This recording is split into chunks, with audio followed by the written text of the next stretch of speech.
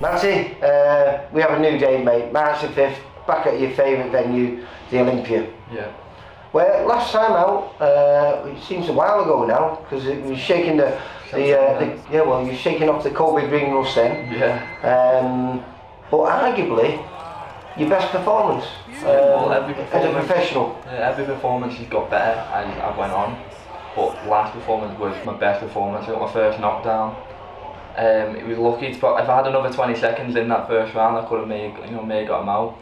But I'm happy I got the 6th round out of the way as well, because even though I've done them in sparring countless times. Nice to do one of the big lights. Yeah, different, and now I've got one thing out my head now.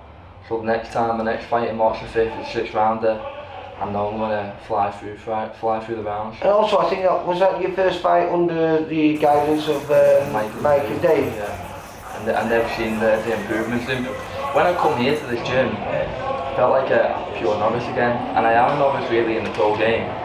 You never stop learning anyway, but when I come here, they just strip me down. Not that I'm doing everything wrong, but what I could do better, and little things here and little things there, and every time I come in this gym, you can't switch off, even if it's just like a normal session. There's a goal behind every session. Well, today was brilliant because you did 4 hours with Ali Javad, but who's a very good kid, 3 times national champion, very tall, very big.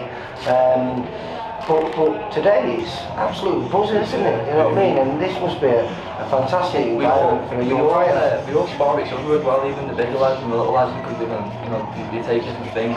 Sometimes the bigger lads might not hit. People like, oh, it's so hard if you get me, but they work on like the defence and that. We're working on trying to get our big shots off and stuff like that. But everyone usually spars each other, and it's like, as you can see now, including the 10, 12 people that are sparring. But you had a bit of an enforced layoff after that return on September, because you've grown up and you bought a house. Yeah, me and my girlfriend bought a house, so I was doing that up, totally renovated, and I didn't realise how stressful it was going to be. I was actually unlucky because that tournament come out, didn't it? The one in boxer, and there was talks about me maybe being a backup if anyone. And the more I thought about it, like I had no bed, I had no kitchen, I had no bathroom. And I was coming to training, and then I'd go home and I'd be knocking walls down, and then I'd be forgetting to eat and stuff like that. It was just. But do you know something? That tournament would have been perfect for someone like you because of the 3-minute rounds, and you're still fairly young as a professional. And that would have been. It usually suits. No, definitely it would have been. I was gutted about it, but it was one of them where I didn't want to dwell over it and move on now. And to be fair, I am slowing down. Not slowing down, but I'm working like up my rounds now. Now I'm doing 6 and 8. I don't want to be a 3-round fighter. Do you know what I mean? I want to be a 6, 8, 10 round fighter, and that's what I'm doing. And I'm working on that with Mike and Dave. They don't tend to throw 10 things at you at once. You've got to do this, this and this, and think of this, this and this. It's just one thing at a time. What's the biggest thing that you've learned? Because you've been here, close to a year now, isn't it? Yeah, well I started April last year. So close to a year. Coming up to a year, and I think one of the biggest things is putting power into my shots now.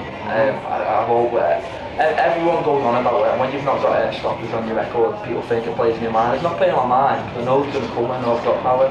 But one thing I'm working on is the technique to get that power, and I've got the power, it's just using it in the ring, and it's also setting them up. It's not just. You find a lot of times that when you do start sitting on your feet, something you have to neglect something else. Now movement is a big part of your game. It's what you probably do the best, isn't it? Not only do you make people hit, you make them miss you as well.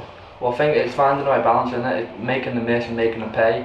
And when you make them pay, it's got to hurt them pretty much, because you don't want to become a boxer where you can't put a sting in a punch and people can just walk through you, and they'll take them all day. I was up in Leeds last week and was chatting to Maxie Hughes and Josh Waddington. Now these are both guys who've got to the highest level, and both are not big punchers. So it proves that boxing skills can take you all the way to the top still, but we're living in a generation now where everyone expects, everyone to be knocking people out. Put bums on seats, don't it? If you knock someone out, you're going to raise people's eyebrows, and that's what I want to be doing on March the 5th. I want to be walking out the Olympia, and I want people to be talking about me like, oh, did you see be that well. You get a better power and stuff. Well, do you know, we've had some great shows. Just it's certainly in that 4-month period before Christmas when Steve went even more mental than he normally does, and I think he put 16 shows on in the space of it was almost one a week.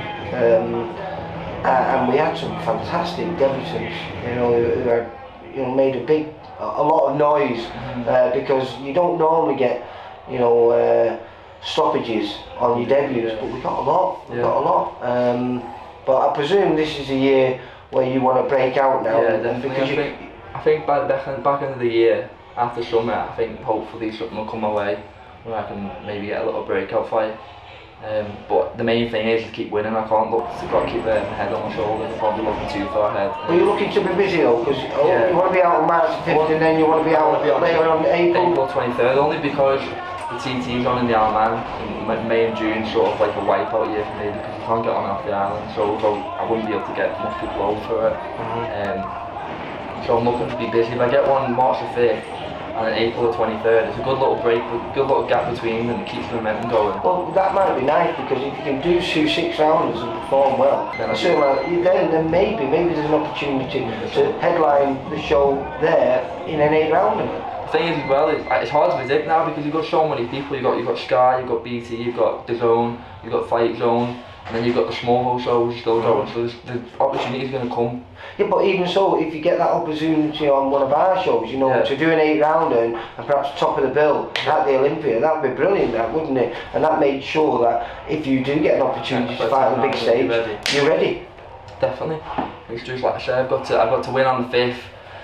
Move on to the next one, win then, and I'm ready. But also Mike and Dave, they've had Matty Ashton, Scott Fitzgerald, Jack Horn, so Mark Jeffries now, so they've dealt with boxing before. They know when the right time is and when it's not. So I've got good people around me that can advise me, and I believe myself. I know how good I am. I know how far I can go.